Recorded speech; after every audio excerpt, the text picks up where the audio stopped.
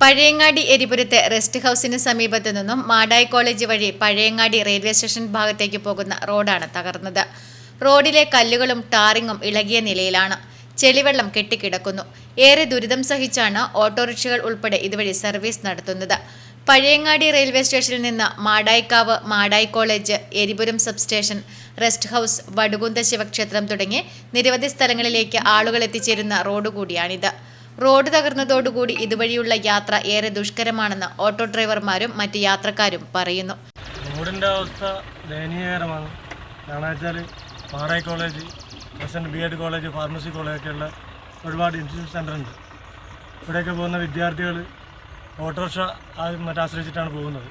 അപ്പോൾ എന്ന് വെച്ചാൽ യാത്ര വളരെ ദുഷ്കരമാണ്, ബുദ്ധിമുട്ടാണ്. അധികാരികൾ എത്രയും പെട്ടെന്ന് തന്നെ ഇത് നന്നാക്കിയെടുക്കണമെന്നാണ് പറയാനുള്ളത്. ഈ റോഡിൻ്റെ അവസ്ഥ വളരെ ദയനീയമാണ്. ഇത് എപ്പോൾ ശരിയാവുമെന്ന് വെച്ച് കഴിഞ്ഞാൽ എപ്പോൾ ശരിയാവില്ല എന്നാണ് എനിക്ക് പറയാനില്ല. കാരണം ഇത് ഒരിക്കലും നന്നാവില്ല, ഇതൊന്നും വേറെ പറയാനൊന്നുമില്ല. ഈ റോഡ് വ്യവസ്ഥ വളരെ മോശമാണ്. പൊട്ടിപ്പൊളിഞ്ഞ് ഒരുമാതിരി ചളിക്കൂടം പോലെ ആയിട്ടില്ല. മാടായി കോളേജിലൊക്കെ പോകുന്ന അവർക്കൊരു നല്ലൊരു ഇതായിരുന്നു. അത് ശരിയാക്കി കൊടുത്താൽ അധികൃതർ അതിന് ശ്രദ്ധ കേന്ദ്രീകരിക്കുമെന്ന് വിശ്വസിക്കുന്നു. റോഡ് അറ്റകുറ്റപ്പണി നടത്താൻ അടിയന്തര നടപടി വേണമെന്ന് നാട്ടുകാർ ആവശ്യപ്പെടുന്നു. Network news, Pazhayangadi.